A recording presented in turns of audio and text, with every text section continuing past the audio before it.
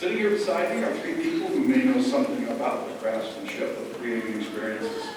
They are three of the many, many key leaders in the creation of the amazing adventures of Spider-Man at Universal's Islands of Adventure. All three have worked for Disney. All three have worked for Universal, kind of like Spider-Man. All three have also worked independently, and one of them still does. For the amazing adventures of Spider-Man, Phil Hedema was credited as Senior VP of Attraction Development for Universal Creative. Today, Phil is the founder, president, and chief creative director of the Hedema Group, where he creates stories you can touch. You've seen their work in places like the One World Observatory and its amazing elevator in New York, the spectacular Crystal Lobby and the Galaxy Resort at Macau, and USA Today has just recently rated their DreamWorks water park in New Jersey as the #1 indoor water park in all of North America. Phil is the recipient of many awards, including the Buzz Price TIA Award for a Lifetime of Outstanding Achievements. Scott Trowbridge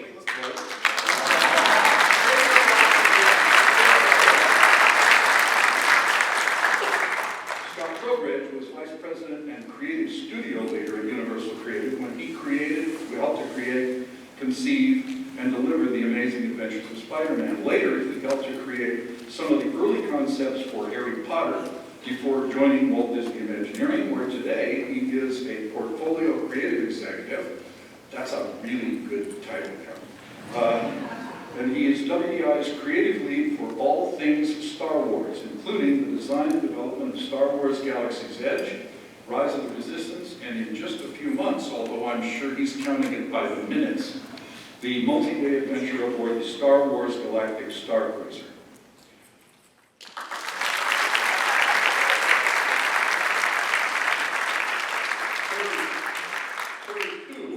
Was the production designer for the amazing adventures of Spider-Man. He subsequently helped to lead the creation of Harry Potter and the Forbidden Journey, Transformers the Ride, The Wizarding World of Harry Potter, Diagon Alley. Today, Terry is Senior VP and Chief Creative Officer at Universal Creative.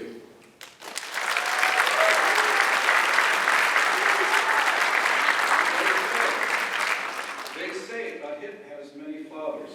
And in preparing for this panel, these three were very quick to try to share credit with the hundreds of world-class talents who helped to create the original Spider-Man, some of whom may be in our audience today. If you worked on the original 1999 Spider-Man in any capacity, including carrying coffee for people, please stand up and receive our appreciative round of applause. Stand now.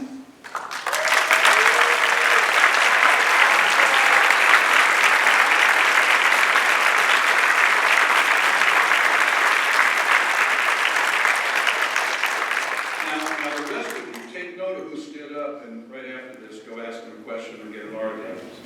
There was something very different about the amazing adventures of Spider-Man. It took its audience and the Universal Studios brand and the entire industry and even Spider-Man to a whole new level. For 12 straight years, it won Amusement Today's golden ticket for the world's best dark ride. 12 years.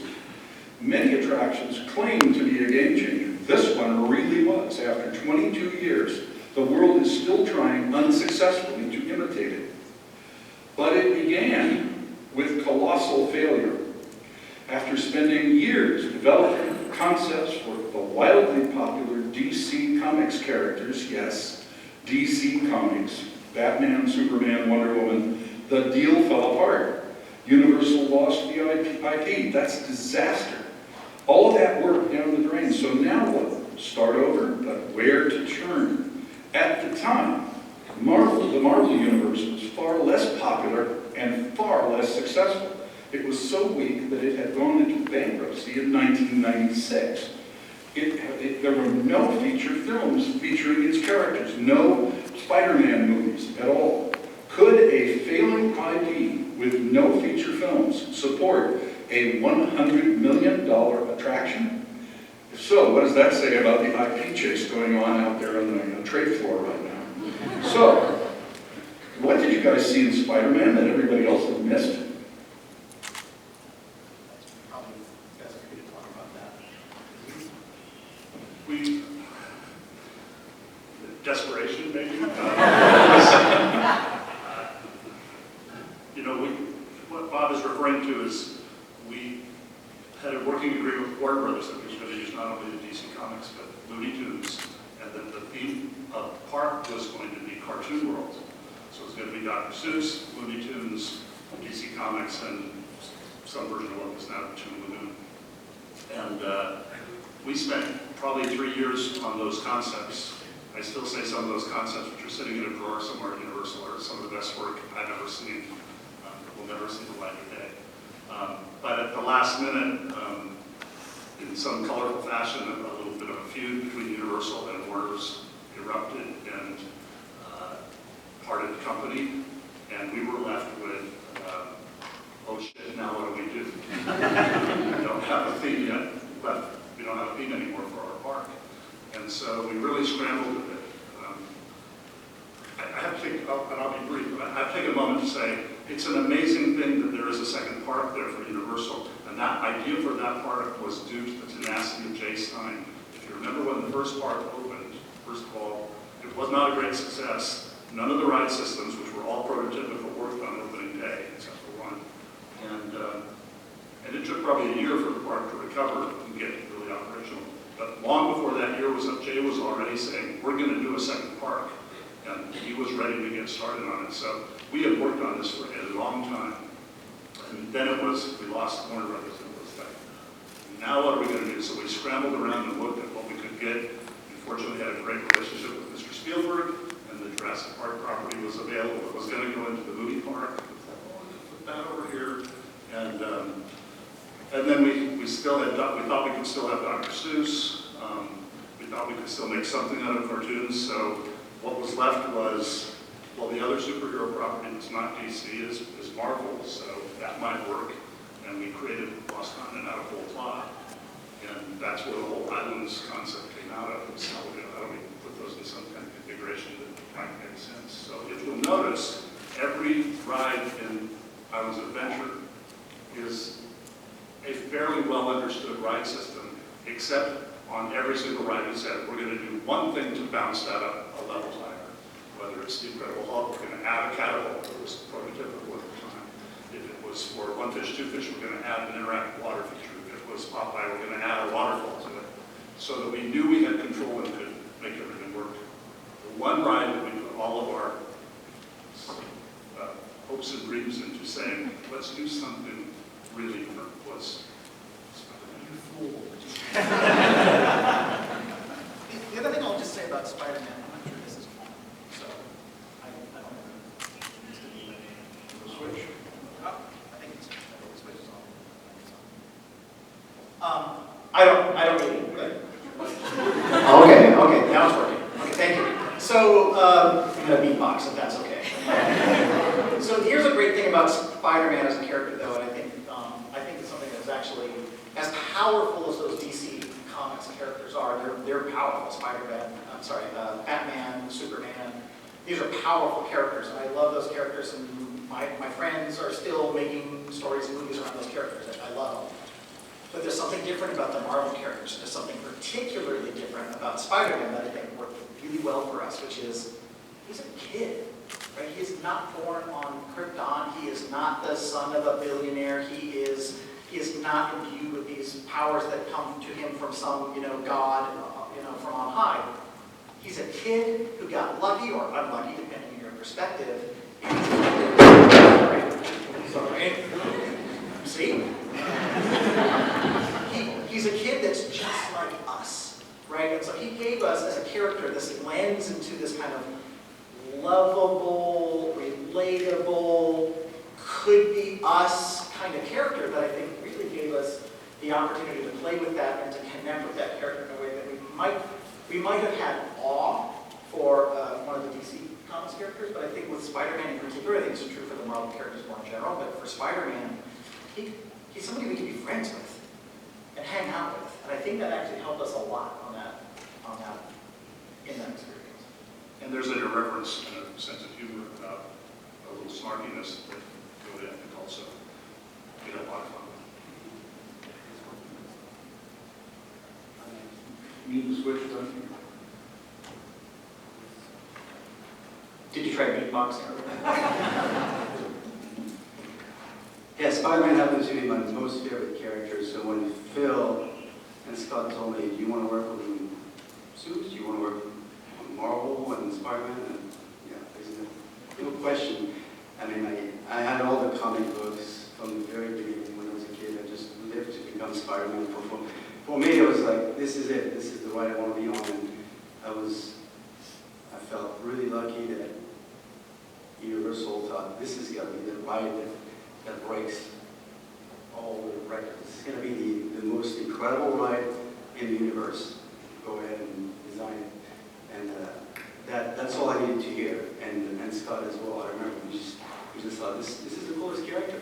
And it lends itself to creating the best attraction. I mean, it's a character that's relatable. It's a character that has superpowers. The action, it has comedy, it has everything you hope for to create an incredible attraction. So, I mean, it started like this, and very quickly, we gave ourselves 200% in the very beginning. So. Although that challenge of we want to create the best ride in the universe at the time sounded like, how much rope do you want? Let me talk just a little bit. Let's talk a little bit about the story development. Scott, you once used, and I want to read your own book back to you from a couple of years ago that I think applies here. You said that the creative team has to discover the core archetypal values and attributes that informed the original IP that gave it soul. And then you need to make sure every element, every detail of the design and story choices point exactly to, in that new word, directly back to that center. Talk about that and if and how that applied here. I think if we're doing our job as storytellers, no matter the story, no matter if it is an IP or if it's something made up from whole cloth, or if it is,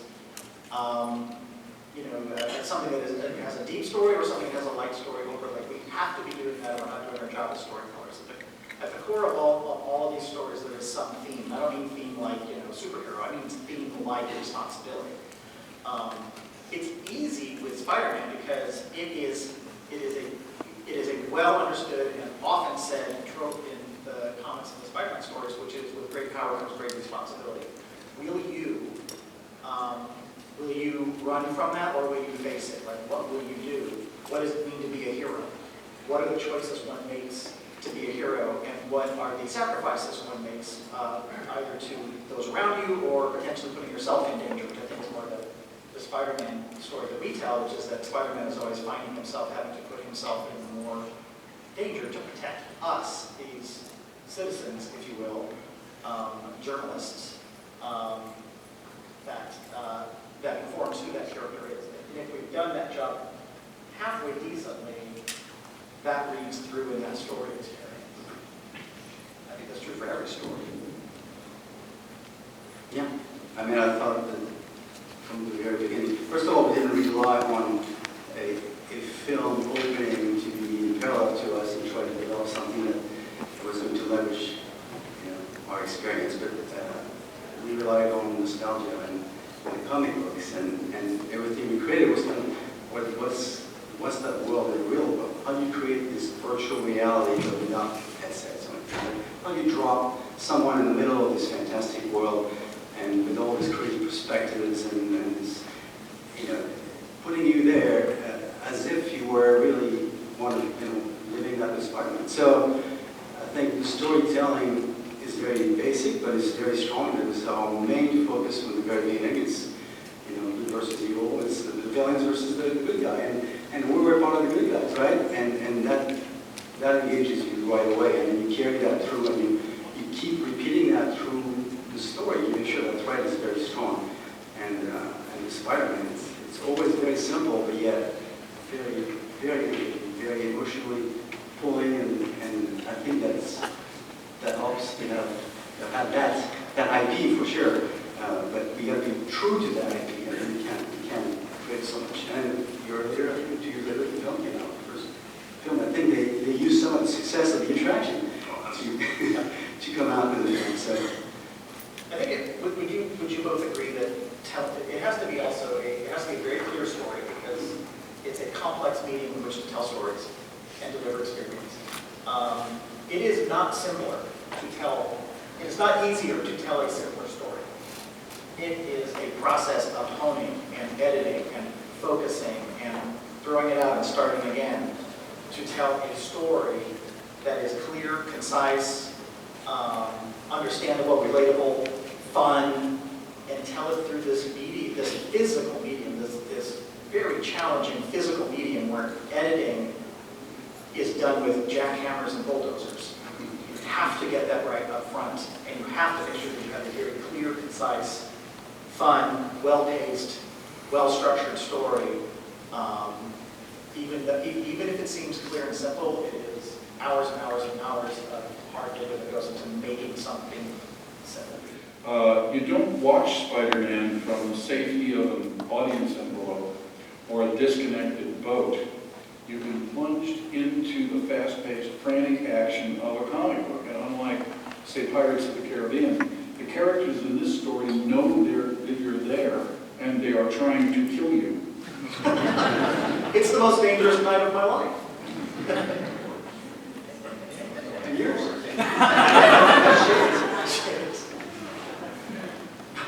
When we were, No, go ahead. when we were conceiving of the whole park, the whole notion of the park and the headline was, this was exactly what Bob was saying. This is not a park where you come and watch things happen. This is a place where things happen to you and you are in the story. And I went to New York and did all the bankers' presentations to get the investors to say, yeah, you can build this park. And that was, you can think about it, Incredible Hulk, you get hit with gamma rays, you get in the middle of the cat and mess, et cetera. And nowhere is that more true with Spider-Man, where Spider-Man literally jumps on the hood of your vehicle and you are riding with him and he's with you in his adventure. And that was 100% the target for what we wanted to accomplish and was set as the guiding principle for the whole park, but particularly for this attraction. You mentioned the disastrous opening that Universal Studios in Florida originally had, and the time that it took for the reputation of the park to recover from that. To a tremendous extent, those failures were caused by technical overreach. And so now you've got this executive team who's been badly burned by the technical promises that didn't come true. And now you are going to propose the most state-of-the-art, complex, technically advanced ride ever attempted, with about 12 things that have never been combined, and no two of them have ever been combined, and you're going to do all of that. First of all, what the hell were you thinking? And what were the precedents? What did you study that made you think this might work? I'll actually add one more to that, which is we had a lot of experts telling us what we were thinking about was not possible. And I'd also put in context, this was not the world of Universal Creative that you know today. This was like a dirty little skunk factory that was trying to figure out how to build a theme park. And we were all young and naive and very enthusiastic. And certainly had great experience bringing it not to do something like this. And I think I will just leave. These guys are the ones that made it happen. If I look good on this panel, it's only because they say surround yourself with people that are smarter than you. I'm not sure we had experience that was helpful here. It had never been done before, and it was, but... We'll talk about that in a We minute. did have, you said this earlier, there were people that were recognized here, who stood up earlier, who from the beginning were part of this as well, right? It is absolutely, it was not just far from just the two of us, but many people kind of coming together, aligned around an idea, a cause, a commitment to it, and a commitment to figuring it out, because it took a lot of figuring it out. First of all, can everybody hear all right in the back? Is it loud enough? If you gentlemen could move your microphones closer to your lips, that would be all great. I want to talk about, this had to be a hard sell. So I want to talk a little bit about the pitch. What was the pitch like? I take us back to that time in that day. It's a $100 million ride. In today's dollars, that's somewhere around 170 or $200 million. And it's supposed to be the main anchor, the most important attraction in the park. So I'm picturing the pitch. It's got to be a large conference room, maybe even a sound stage, probably with scale models, renderings, mock-ups, projections, proof of concepts. And there's this assembly of very scary, very focused, very sober executives in suits who just barely understand spreadsheets. And they come from all over the country for this highly anticipated presentation, and they're ready to give you a day to listen deeply with their full attention. Is that kind of how it was? You are a master storyteller. That's not how it was. You've got 20 minutes on the corporate jet on a flight from LA to New York. Bring your boards with you. When you land in New York, you're getting back on a plane and flying back to LA. You got 20 minutes. That's kind of how that played out. Hunched over with a couple of our executives. Some of them really didn't like to fly. So not in a great mood already. Kind of hunched over with some boards, trying to stand in the aisle of a not huge corporate jet, doing the dog and pony show and pitching like there's no tomorrow to kind of get people to buy into this. And in probably half an hour of this flight, and then literally landing in New York, and I remember I had my little boards with me, and I'm like, well, okay, I didn't have any luggage, right, because I literally was just going to the commercial side of the terminal, getting on a plane and coming back to LA, so with my folded up storyboards under my arm, kind of going, I think it went well. And what was when you finished the presentation, what was their reaction? It was, sounds good. That's about it. Sounds good. Sounds What's good. next? Where's our luggage? Sounds good. Well, they have people for that. No, it was like, sounds good. What's next? What's on the agenda? It's like, okay, I guess, There were also, Phil, you talked about there were some investor presentations in addition. You did some of those, or maybe you did all of them. I touched on it briefly, and they were really about getting the investors excited about the concept of the park, and so I had like 90 minutes to do. I'm flattering myself by saying the Walt Disney pitch for the bankers.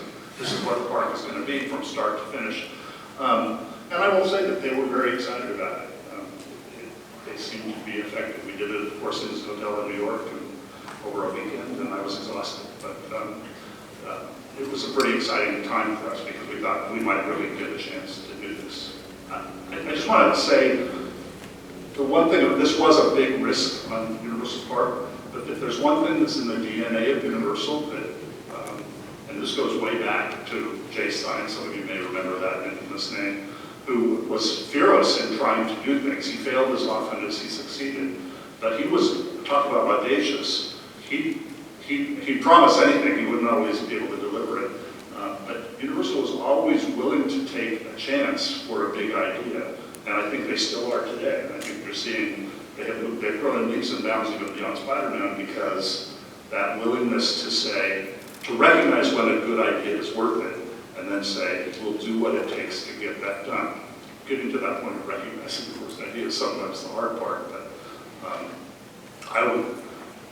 that was the fun part for us as kids, to be able to work at Universal at a time when it was like, all right, let's roll up our sleeves and go for this. In the meantime, back in the studio where Scott was flying, presenting, we were counting the minutes, like, oh my God, I hope he sells it.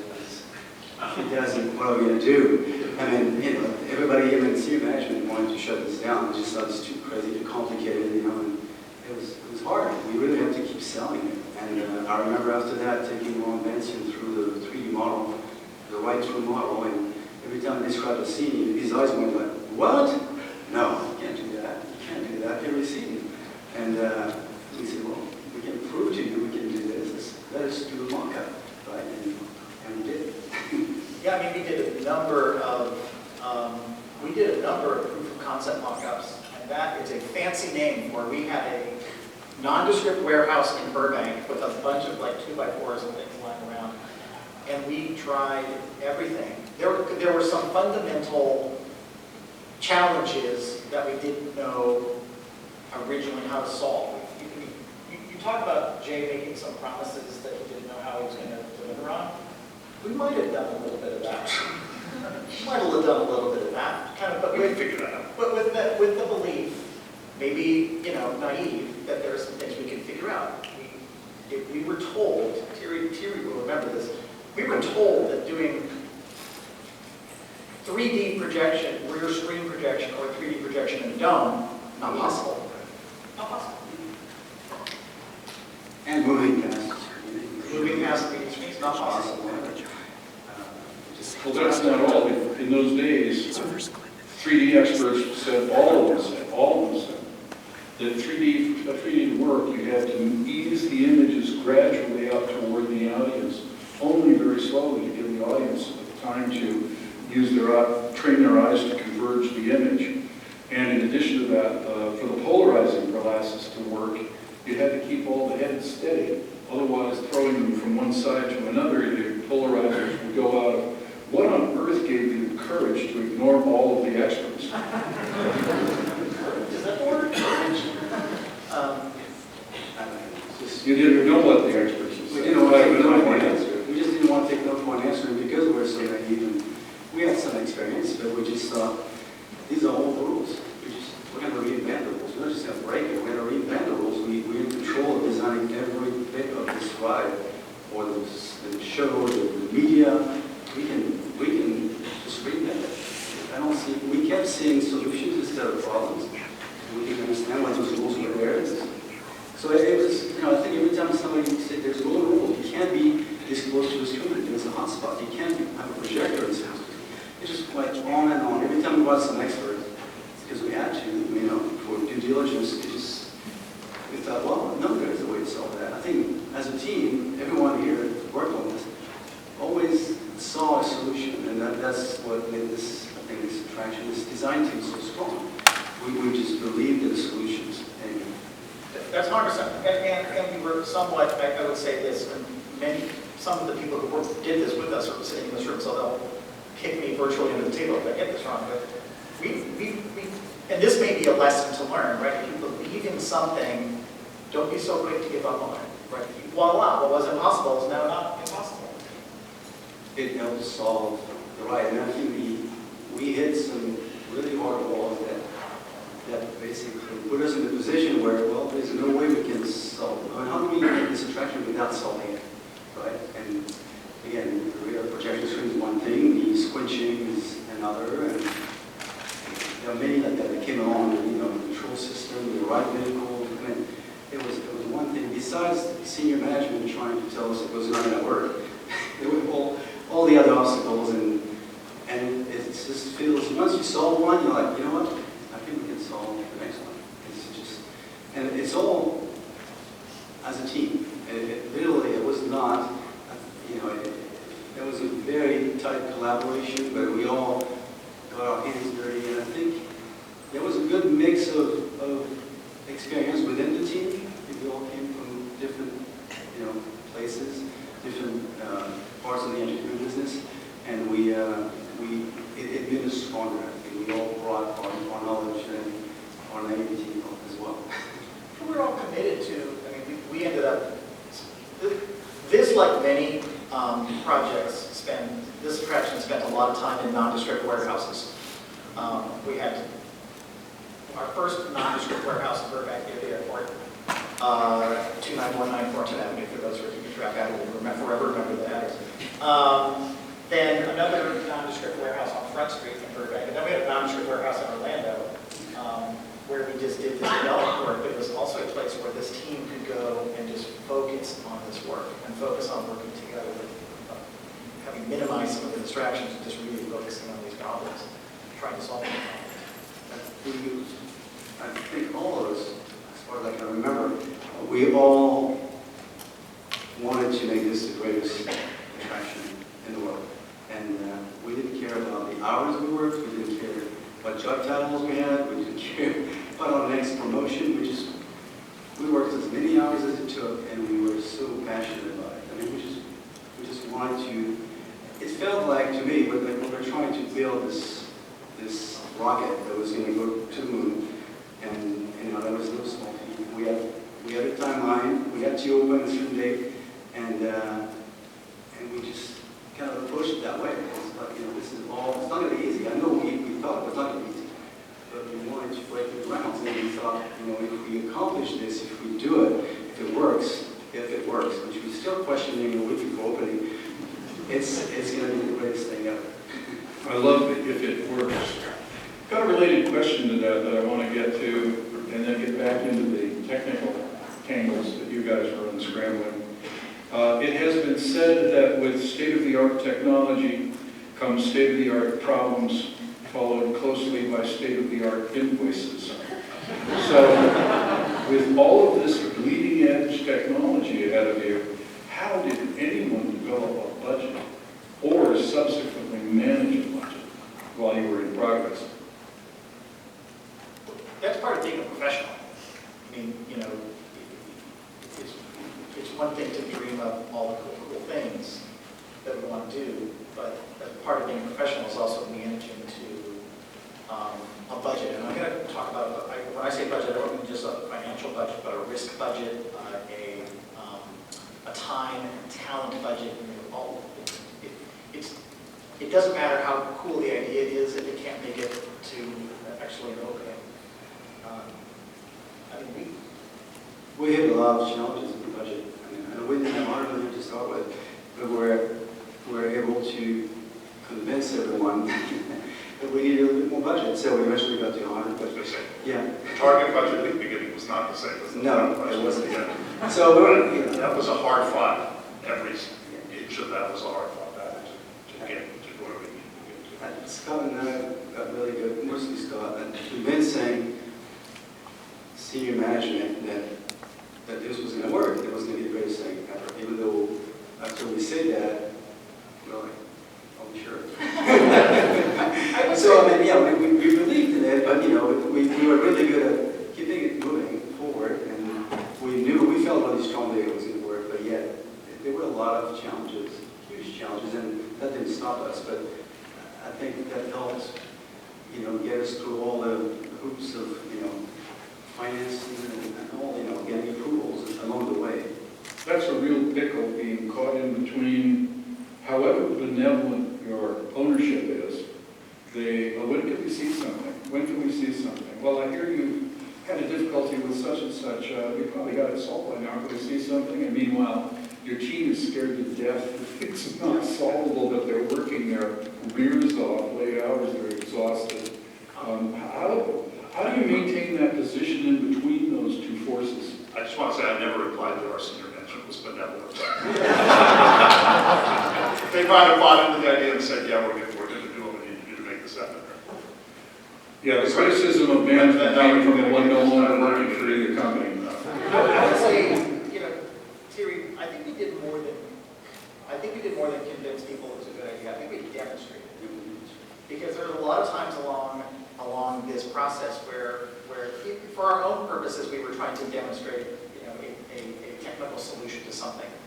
And Phil may remember this, but you were the audience for this. But Thierry and I, we with others, mounted a mock-up in a nondescript warehouse where we mocked up a kind of a ride vehicle. It was really this thing on wheels, and we hired grips to just push it along, kind of as if it were a ride system, syncing to some film that we were experimenting with this perspective correction, 3D perspective correction thing that we were trying to accomplish, along with some really rudimentary set work and special effects. And by special effects, I mean it was me hitting the vehicle with a 2x4 and Thierry spraying a CO2 fire extinguisher at the people in the car. That was all smoke and mirrors. 100%. But it was the demonstration of the potential, I think, that got us at least to live another day. That's right. And thanks to Phil, because I remember trying to sell this mock-up to Scott, and Phil said, okay, let's do it. And you kind of approved spending that budget. And that's really what sold Spider-Man. I mean, without that mock-up, we wouldn't be able to convince everyone that it wasn't work. But we were really on the edge there. that one mock-up had to work, and we were getting the media, an hour before, and it was all, teetering on the edge of it. But, the result came out. Persistence, very much. This is all coming back. 20 years ago, we're all messing up on complex, but this is the thing that's really amazing about Spider-Man in my mind. All the technical problems with 3D and switching and moving sets combined, covering the scene between the projection and getting the lighting balance, those are all kind of known problems that if you write the right thing, think about them, and yeah, they have a lot of. But most people don't think about, and this is to me the real miracle of Spider-Man, the controls on the side of the vehicle that control the field of view are basically your motion picture frame. And every scene is designed so that we are carefully controlling what you can see. And sometimes while you're looking at a projected image that's changing your point of view and moving on.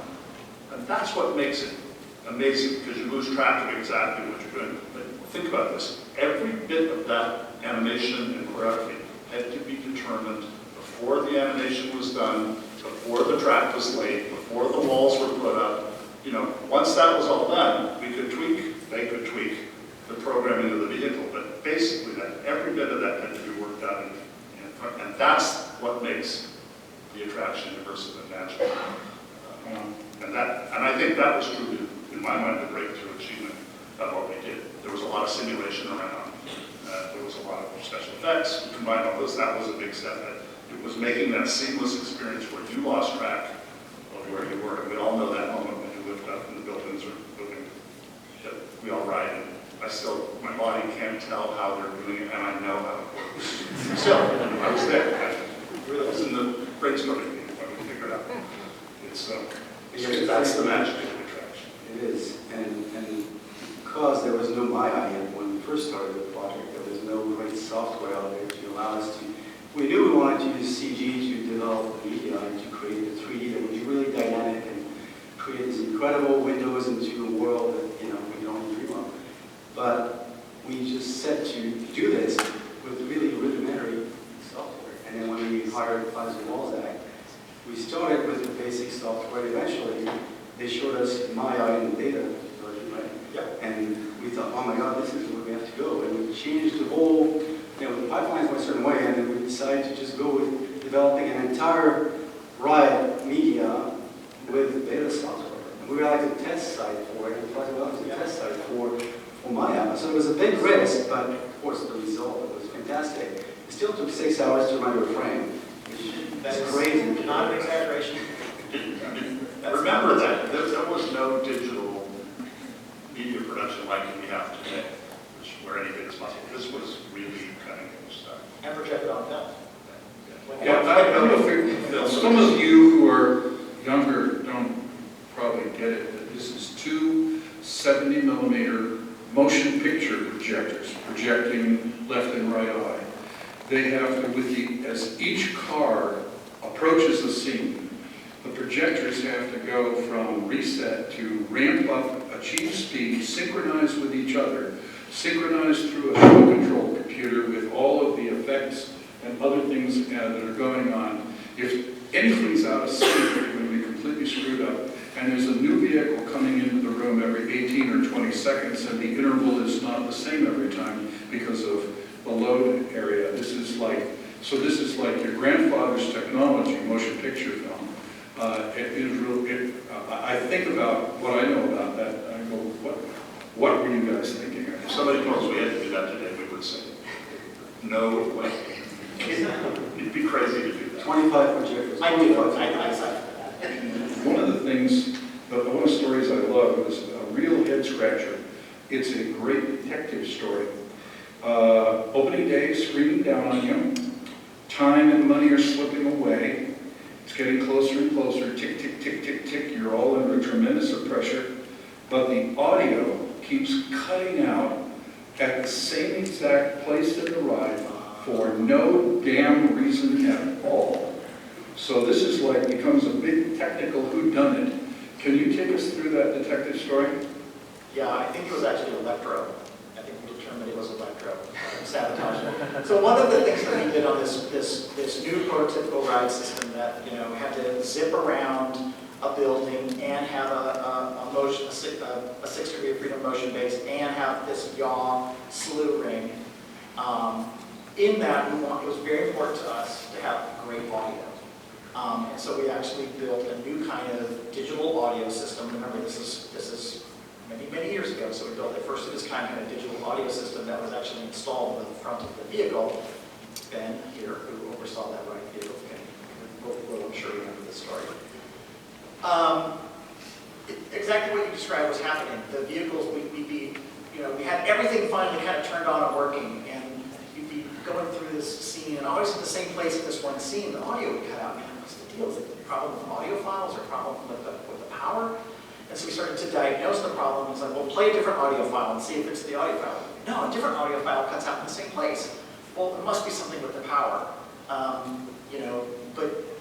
it was, we tested everything and looked at everything and couldn't figure out what was going on. So eventually we started to turn off everything in the building and just say, okay, now just run the ride by itself. Okay, now just run the audio like in the main, okay, it's still working. Okay, start turning things on, like there's some kind of interference. Eventually we figured out that what was happening was in a different scene, in a different part of the building, there's a scene where the character Doc Ock kind of blasts you with a levitation ray, and we were adding an effect to that with a liquid nitrogen blast through this kind of like cone that was focused at the vehicle. What we figured out, what we had help in finally figuring out was the liquid nitrogen was so cold as it went through this metal cone, it was stripping ions off the metal and projecting them like an ion beam at the computer on board the vehicle in a different scene. No way would we have ever figured that out. It's definitely not something that's like, let's make sure we don't build any unintentional ion cannons. It's one of the unknown things you discover, in the development process. And I'm glad we figured it out. So remember that when you're designing. Make them intentional. Jerry, you told me that you said that sometimes limitations lead to opportunities. You said some of the best solutions come from those limitations.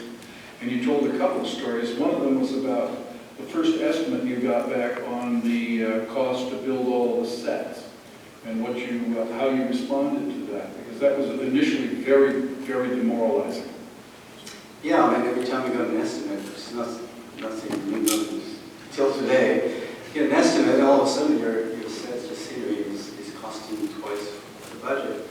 And we came up as a team with a great solution. Instead of building all the sets dimensionally, we decided to use this technique. I think it was Dave Cook at the time that brought it up, printing dimension, doing trompe-l'oeil. This giant, we went to a company that printed billboards, and we told them, can you print canvas, and can you print light, UV ink on canvas? And we did some testing, and we could achieve the dimension we wanted. The sets that were really close to us, we kept some dimension. We established different levels, and it not only didn't allow us to afford the sets, but it also gave us a much better seamless integration with the screens, because what we decided to do is that, well, whatever we render in the virtual world on the screen, let's also build our sets in the virtual world, and let's use the textures that are similar to what's on screen, and let's print this texture. So all of a sudden now we have the same type of rendered textures on the sets that we see on the screen. All we have to do is light them to match. And so out of a major challenge with budget came a solution that helped us kind of solve the perfect blending between the two worlds. But we also had to invent a way to inkjet print UV inks, which have a larger particulate size. And so we actually had to invent some new, we didn't invent these, but we partnered with that company to basically redevelop the inkjet printing nozzle so we could do a larger particulate, so we could do our black light, so we could do this cheaper thing. I mean, here we faced the challenge of, we had an 8-passenger vehicle. It was built as a prototype. We tested it Scott was controlling with the joystick, That's true. almost killed everyone. And, Ben let me do it. but, and then, we realized, you know what, we don't have enough time because we're trying to reach a 2,000 an hour, throughput. And the 8-passenger vehicle didn't give us enough time to deliver a really good story, cause and effect, and get 3D, and it didn't work. And we were way, way deep into this. And we thought, well, the only solution is to make it a 12-passenger. And we had to come up with some really strong reasons why. It couldn't be just, well, the story's not going to work. But that was really the main thing, and which we were able to sell management on that, and they said, okay, fine. And it required redesigning the entire ride because the envelope was larger all of a sudden. And we also had to take out a third of the ride, 3 of our favorite scenes we had to take out of the ride to reshift everything, given the size of the vehicle and the budgetary restrictions as well. So it's a great lesson that, don't get attached to anything, because out of that challenge came out a way better solution than we had hoped for, designed for. It allowed us to design a better vehicle. I think the proportions are better than that. It looked like a dump truck before as an 8-passenger. And so all of a sudden now we have a strong reason to make it a 12, and it's got better proportions. It allows us to finally have 18 seconds between each vehicle to tell a story. And to me, it's, from the very beginning, it's always been about, storytelling is about pacing. And that's what makes Spider-Man one of the most successful attractions to date, is the pacing of that attraction is perfect. You go into this attraction, you ride it, you get into the vehicle. Even Bob said the other day, he said, I get into this vehicle and I want to analyze it, and after the first scene, I just can't even think about anything else but the story. We've paced it. It's very much like a symphony. It's about using pacing as a philosophy to deliver emotions and story and capture the emotions of your guest, right?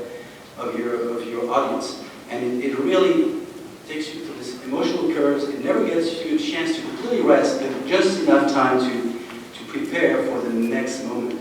And from the very first scene when Spider-Man lands on the vehicle, it breaks that fourth wall. You don't expect it. You know 3D comes close to you, but you never experience 3D touching you.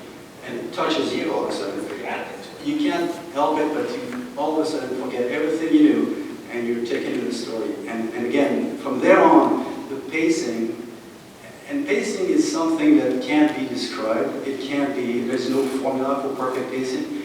It's a trial and error. It's something you have to feel. It's instinctive. And we're part of that development. We're looking at the timing and thinking about every second. And to Phil's point earlier, because we didn't have any ways to really do some good pre-bids back then, we didn't have, 3 years before we opened this attraction, we had to put a dot exactly where the vehicle was going to be and commit to it 3 years before opening, because that's where we were going to render that image from, because it was going to take years to render the whole media.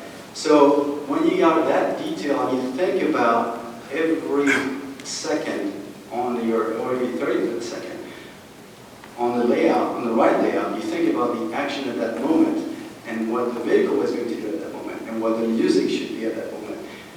When you control that, then you really can start thinking about the pacing and the rhythm of the attraction and how do you capture that emotion. And I think that's one of the secrets. Today we rely so much on the modern tools, and we don't really think things very, very thoroughly, but I think we all put our heads very, all our brains on this, and we really thought that, again, every second in this ride was completely thought out. But yet I think we were lucky that we hit the spacing so perfectly. You go to it, and I wrote it last night, I'm like, I can't believe this is just so, again, so engaging, and so it just takes you into the story, and then you don't, so yeah, that was one of the magic things that happened. Another advantage of a great story, and it touches on something that Scott said a little earlier, if you've got a great story and the audience is right with you, it will tolerate some value engineering. They cut 3 scenes out in order to fix this thing. 3 whole scenes, and the thing's still great. Now, are you guys going to tell us what the 3 scenes were? Remember My that? bullshit. Oh, that was so cool. Yeah. And then it was the Green Goblin that first then became the Hobgoblin, with flying overhead on the wing and actual dimensional wing. So if you'll never get like this. It was a cool scene. We mocked that one up in the conference room. With a chicken. It's true. Well, we first did a very early mock-up because we set out to really solve the finale scene. It was very important. Phil told us, hey, we got to solve this finale scene. And how do we, we knew we wanted to fly out of New York, but how do we get from 200 feet above New York down to the ground? So we set up the mock-up, I was back then, with a very small plywood bench with a 2x4 again, and then got some stock media of different flying and falling scenes, and we tested it. It was a total screen at the time, or was it? It was a flat screen. Yeah, flat screen. The first one was a flat screen. And just did a whole bunch of tests. It was, how much speed works and how much distance and when can you really get to the point where you feel like you're flying. And super important was to not see the edge of the screen, at least not the bottom of the screen. So always make sure you control your sight lines so you never fall out of that suspense of disbelief. You always are immersed. Controlling the sight lines and blinders, all those things combined, having a motion base that allows, that gives you that sensation, the perception that you're floating.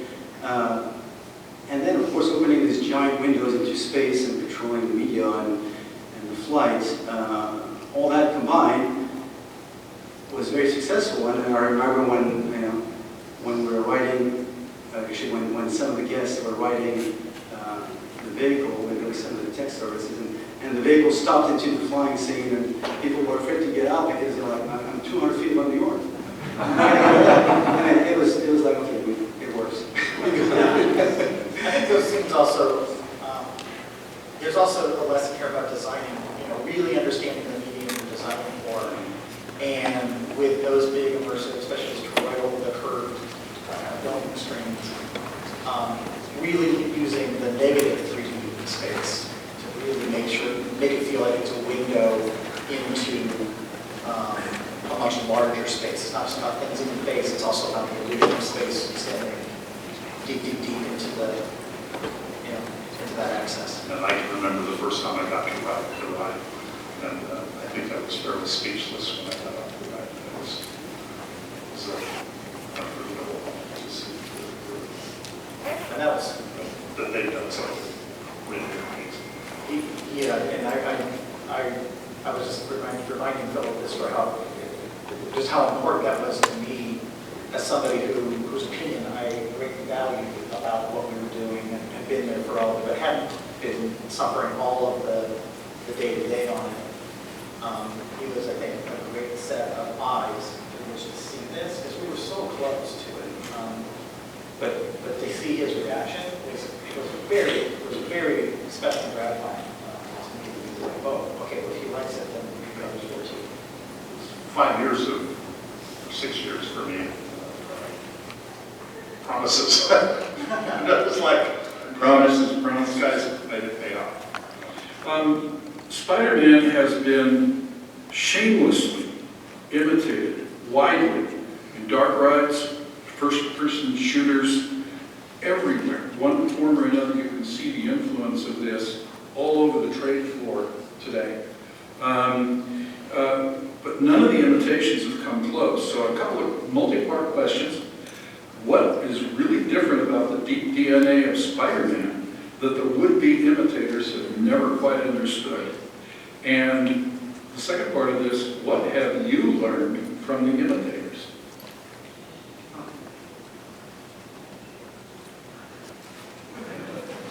Learn from the imitators? Not much. That's a good answer. I hope we inspired a lot of other artists and teams and designers to push the envelope. I mean, that's what what we did, you know, went through new rounds and invent new ways to transport people and guests to fantastic worlds and great adventures. I think that's what we hope for as well. What happens in our industry, we see this a lot of other places too. People always copy the wrong things. They'll look at, well, they used a hydraulic piston to make this move from forward and back, so we got a vehicle that has hydraulic piston, and completely missing the point of what the experience was you're trying to deliver.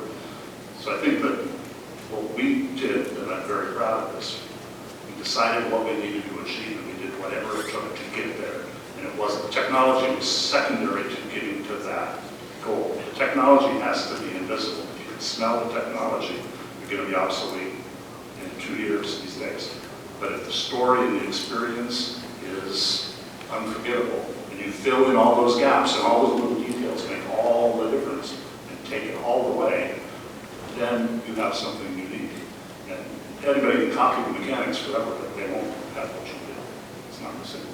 I think I'm going to go back to the fact, to the analogy of the symphony, because you can have the greatest musicians with the greatest instruments in the world if you're not able to put them together, compose a piece that is really strong and emotional and carries you through a journey. Yeah, you don't have that. I mean, you can buy all those instruments, but if you don't have the right people to put this together, you don't have the right musicians too. You know, it's just not going to work. So I think that's one of the secrets of the secret sauce is to make sure you, first of all, you have the right people on your team that believe. You don't have to row in the same direction. You don't have to believe, and that's what makes the team really strong. And then you just you know, don't take no for an answer. Just keep believing. People are going to tell you it's not going to work. People are going to. There's just going to be plenty of reasons why you should stop and you should, you know, reduce your dream and just keep dreaming, because it's really going to happen if you push forward and keep dreaming as a team too. Again, you got to be together. And if one person doesn't believe anymore, you got to help them bring it back in. You know, don't fight it. Just show them the way. We gave some examples where we had to make choices and compromises and changes based on the situation that, you know, if you had just said, no, we're not going to, you know, we would have ended up with a lesser product because of that. I think it was, you know, it's knowing when to make a change, knowing, and still being very, very, very focused on what it is you want to create, and then when you're going into impediments, convincing others of what the proper path is. Because if you can convince others, then you can, you know, it's easy to convince yourself of something. It's harder to convince others of something. If you can convince others of it that this is the right path, you probably have a path. And the path is going to keep changing.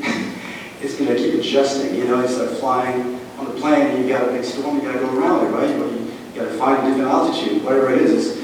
It's going to keep adjusting, and you got to have to make sure that you get the support from everyone when you have to make that adjustment. It's usually for the better, and you have to be able to prove that. But you know, when you make an adjustment, you got to be open to it, and you can't schedule innovation. So you can't schedule when that change of trajectory is going to happen. It may happen way late in the game, but if you see that it's the right way to go, just make sure everybody's on board and prove that. I think when you do what we do, you have to have that enthusiasm and believe in your idea 100%, but you also have to be ruthlessly self-critical at every step of the way. You have to say, what am I really looking here? Because it's easy to talk yourself into it. It's just easy to go home and say, that's good enough.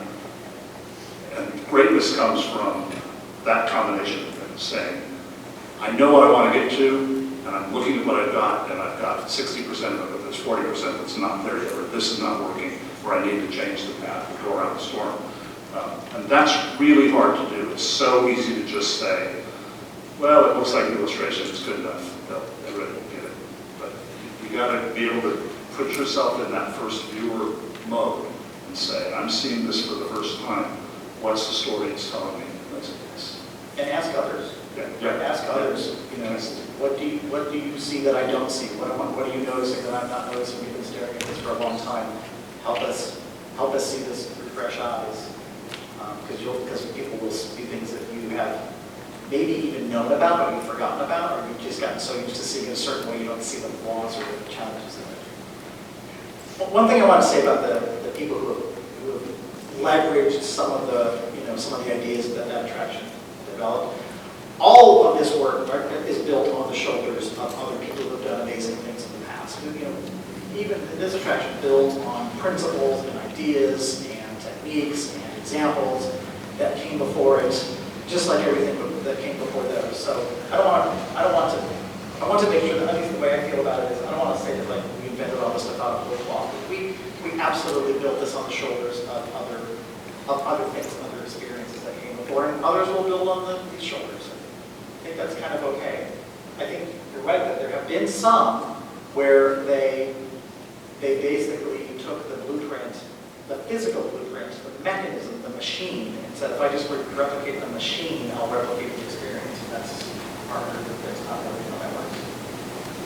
So what did each of you learn from doing Spider-Man that somehow gave you the leadership tools or inspiration to go on with that, from that, and achieve even greater things? Let's say it in a way that's helpful to our audience. Not done yet. There's more cool stuff to be made. Never grow up. Yeah. Work with people you like. Never grow up. There's still lots of cool stuff to be made. If you're not enthusiastic and if you're not loving what you do, go home. Because that doesn't work with what we do.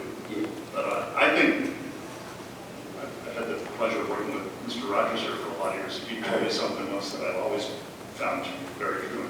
Every project has to have a champion. It actually has to have two. It has to have one on the project side. It has to have one on the client side.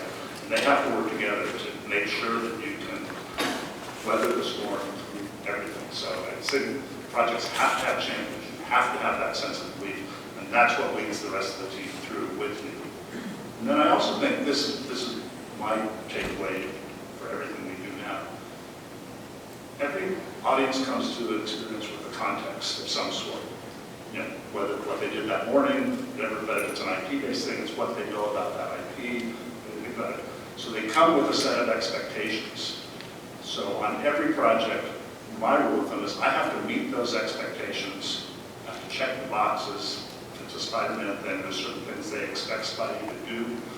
And then, having met those expectations, I have to surprise the audience with something else they didn't expect. You can do that on every project. Then you're always moving forward. Every audience comes with an expectation, even if it's a movie, and nobody walks out of something that was exactly what they expected to happen. They may be somewhat satisfied, yeah, that's what I expected to be. But if you can put something in that's unexpected and surprising and takes it to another level, then you're going to be successful every time. Okay, our time is not up. I have one final killer surprise question for our panelists that I have been warned not to ask. I've saved it for last in case they all jump, get mad and walk out. So for 30 seconds, we're going to let them worry about this. Admission, I have personally been fired by Disney 3 times. And each time told that I will never, ever work for any part of Disney ever again. 3 times. So I have something in common with some of the people that were on this podium that we've been talking about.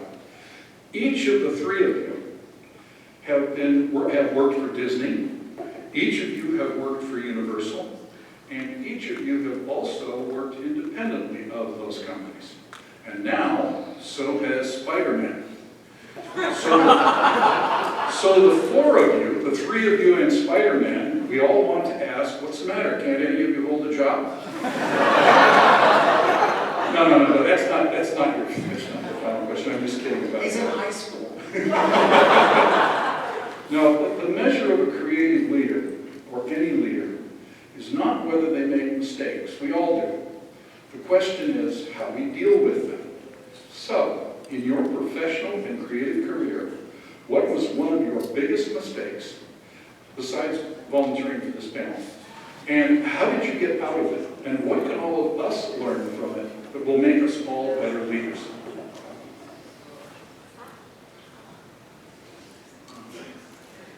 That's a neat question. I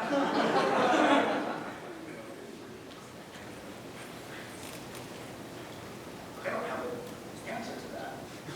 Oh, I do. I don't have an answer to that I'm willing to share. Yeah. I'll try to make this quick. In my early days at Universal, I produced an attraction based on another beloved franchise, Star Trek. And it had some wonderful components to it, but by the time we opened, we had never had a full rehearsal of the show. And it opened at a length of about 2 hours long. It was a screen test show at Universal. And watching that first run through was the longest 2 hours of my entire life. And we made a lot of fast changes and revisions, and it ran for 5 or 7 years, somewhat successfully. But I frankly consider it one of the least successful things in my career and one of the best lessons I've ever learned. Because you don't learn from your successes, you learn from your mistakes. Because you know how painful it is when you make them and you never want to make them again. And I have to be very grateful that some executive leadership at Universal, we all sat down and Universal was not known to be calm about anything they did. We frankly discussed where the show was, and they had the confidence to say, learn from your lesson and go on, and don't do it again. And I wouldn't be here today if they hadn't done that, because my career would have been over. So I'm very grateful for that. An unforgettable lesson, and the other corollary that I learned was never put something on the street that you haven't tested long in advance. That could lead to a much longer conversation. Okay, that's My biggest mistake, I'm not allowed to say it, but I wish I had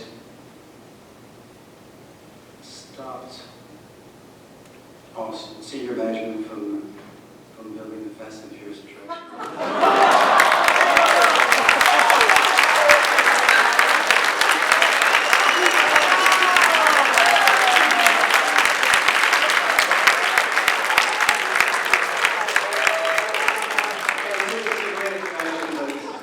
It's not what it should be.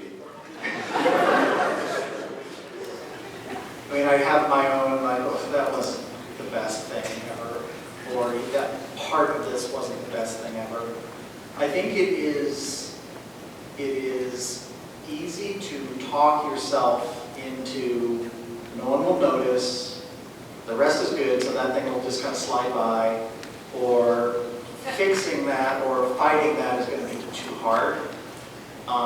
But it's the thing that bad part of it is not only the thing you always notice, I always notice. It is the thing that I think our guests notice too. If it isn't, don't let those things slide, because it's the only thing. Even in Spider-Man, when I go through Spider-Man, actually did it well since I've written it. I know what I'm going to look at and go, ugh, we never really fixed that thing. And I may be the only one that sees that, but I do kind of feel like, those things add up. And so if you're not happy with it, do something about it. Don't just kind of let it slide. I regret sometimes letting things slide and knowing that there's things out there that are not as good as they could be.